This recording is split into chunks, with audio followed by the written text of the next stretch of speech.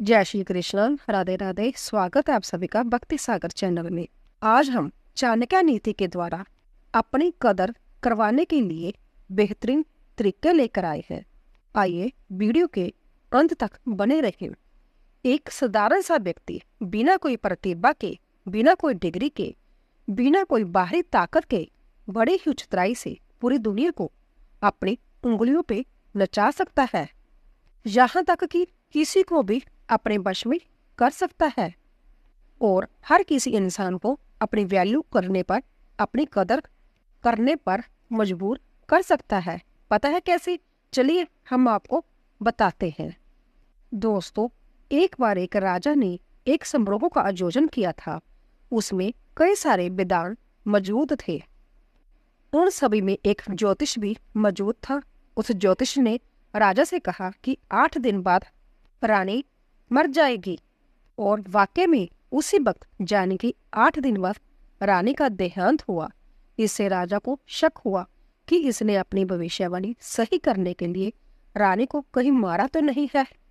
राजा ज्योतिष से डरने लग जाता है कि कहीं एक दिन ज्योतिष मुझ पर हावी ना हो जाए। इसीलिए राजा ज्योतिष को मारने ही वाला होता है। पर राजा आखिरी बार ज्योतिष से पूछता है, तू ज्योतिष है ना? तो बता, तेरी मौत कब होगी? तब ज्योतिष ने चालाकी का खेल खेला और बोला, महाराज, आपकी मौत के ठीक 3 दिन पहले मेरी मौत होने वाली है। फिर राजा डर गया और उसने सोचा, इस भविष्यवाणी के आधार पर अगर आज इसको मार दिया तो 3 दिन बाद मैं मर जाऊंगा, तो इसे छोड़ देते हैं। इस तरह से बड़ी ही चालाकी और चतुराई से ज्योतिष ने अपनी जान बचा ली।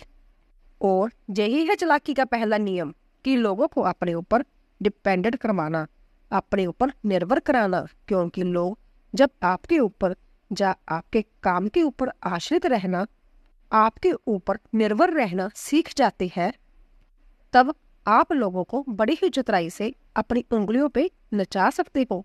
किसी की मदद मांगते वक्त या किसी को सलाह देते वक्त हमेशा आगे होने वाला उनका और सिर्फ उनका ही फायदा दिखाओ, जिस वजह से वो बिना किसी संकोच के आपकी हर बात मानकर आपके इशारों पे एक कठपुतली की तरह नाचना शुरू कर देगा।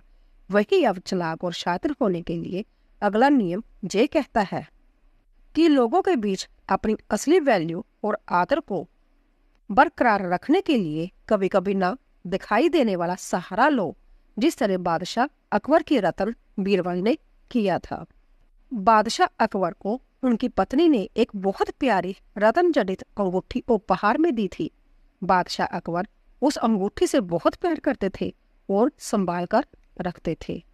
वह रात को सोने से पहले अक्सर अंगूठी निकाल कर उसे पित्तल के एक छोटे से कटोरे में रख देते थे, ताकि इसकी शुद्धता और चमक बनी रहे। एक बार ऐसे ही सभा खत्म होने के बाद बादशाह अकबर रात में सोने के लिए अपने कक्ष में चले गए। हमेशा की तरह बादशाह सोने से पहले उस अंगूठी को उतारकर पित्तल के बर्तन में डालकर सो गए। अगले ही दिन जब बादशाह अकबर सोकर उठे तो उनकी नजर सबसे पहले उस पित्तल के बर्तन पर गई जिसमें उन्होंने वह अंगूठी रात को सोने से पहले डाली थी। बादशाह अकबर यह देखकर कि अंगूठी उस बर्तन में नहीं है, एकदम से चौंक जाते हैं और अंगूठी को इधर उधर खोजने लगते हैं।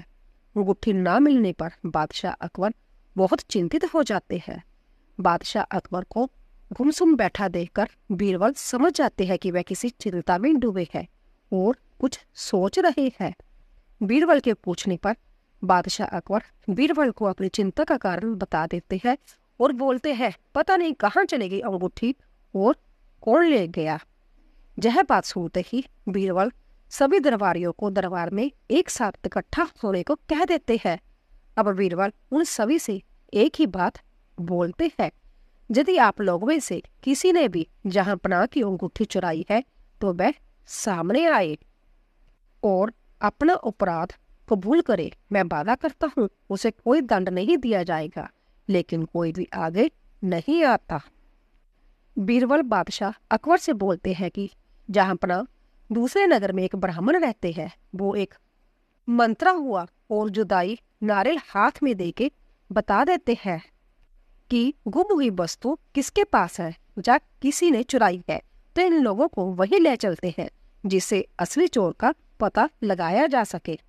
अब सभी को इस ब्राह्मण के यहाँ ले जाया जाता है, जहाँ सभी बारी बारी से नारियल को छूते हैं। जब सभी नारियल को छू चुके होते हैं तो सभी को एक सीधी लाइन में खड़े होने के लिए बोला जाता है। अब बीरबल उन लोगों में से एक आदमी को पकड़कर तुरंत बादशाह अकबर के समक्ष ले जाता है और कहता है कि यह चोर है। मगर अब सवाल ये आता है कि आखिरकार यह चमत्कार हुआ कैसे। अगर आपको जवाब पता है तो आप कमेंट करके हमें जरूर बताइए। तो असल में बीरबल ने अपने शातिर दिमाग से बहुत ही सटीक साइकोलॉजी जानी कि मनोविज्ञान का इस्तेमाल किया था, जो कहता है कि सामने वाले इंसान की ऐसे कमजोर जगह पर वार करो जिससे कि वो घबराहट के मारे कोई ना कोई कार्य करे, लेकिन इसमें फायदा आपका ही हो। और बीरबल ने वही किया, क्योंकि बीरबल ने जो नारियल इस्तेमाल किया था वो कोई चमत्कारी या मंत्रा हुआ नारियल नहीं था, बल्कि मामूली सा नारियल था।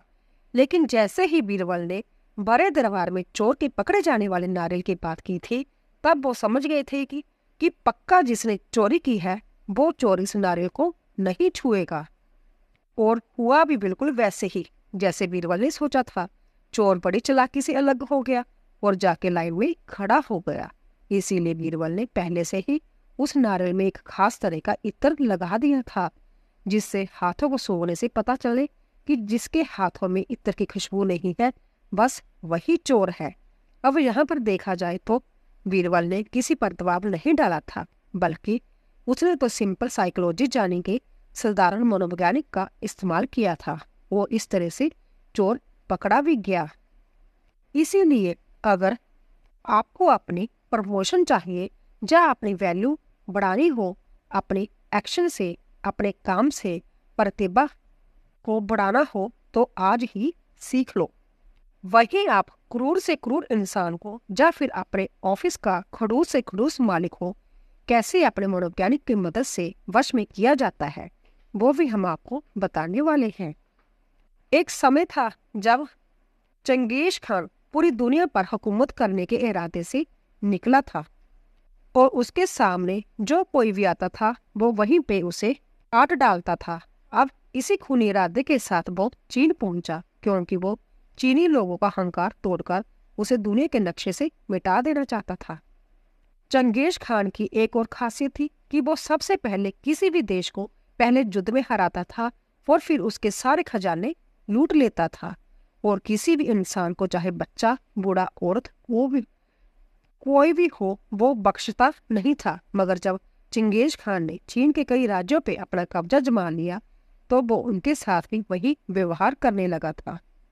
मगर चीन का एक चालाक सेनापति जो चंगेज खान का सलाहकार बन गया, तो उसने अपने ही लोगों की ऐसी बर्बादी देखी नहीं गई, इसीलिए वो चंगेज खान से सीधा बात करने चला गया।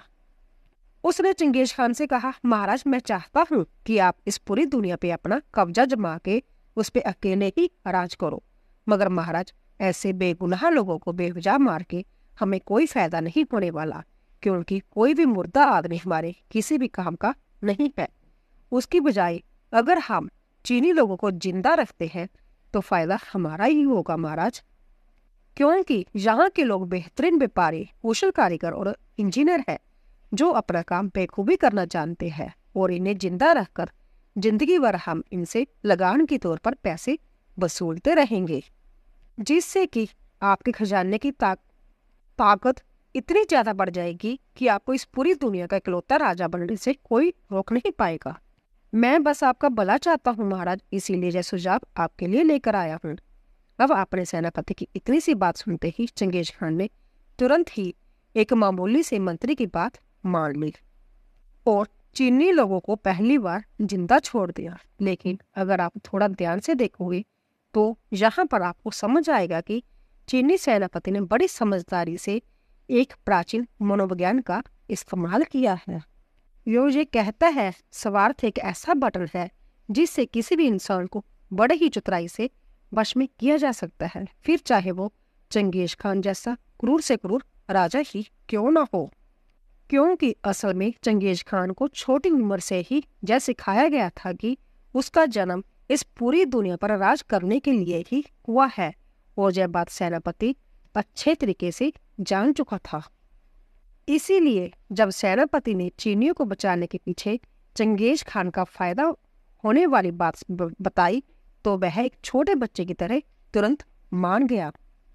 ठीक इसी तरह आपके सहकारी हो, मालिक हो या फिर दुनिया का कोई भी शक्तिशाली इंसान का स्वार्थ का छुपा हुआ बटन जैसे ही आप दबाते हो कि तुरंत ही वो आपकी उंगलियों पर नाचने के लिए तैयार हो जाएंगे। बस शर्त इतनी सी है कि आपको इस स्वार्थ के बटन को सही तरीके से दबाना आना चाहिए और दुनिया आपके कदमों में झुक जाएगी। चाहे तो आप आजमा लो। तो दोस्तों, आशा करती हूँ कि आपको हमारा वीडियो अवश्य पसंद आया होगा। और अगर आप ऐसी वीडियो देखना चाहते हो तो हमें सब्सक्राइब करके जल्दी से बेल चिन्ह को दबा दीजिए ताकि हमारी बेहतरीन वीडियोस सबसे पहले आप तक पहुंचे। आप सभी का धन्यवाद।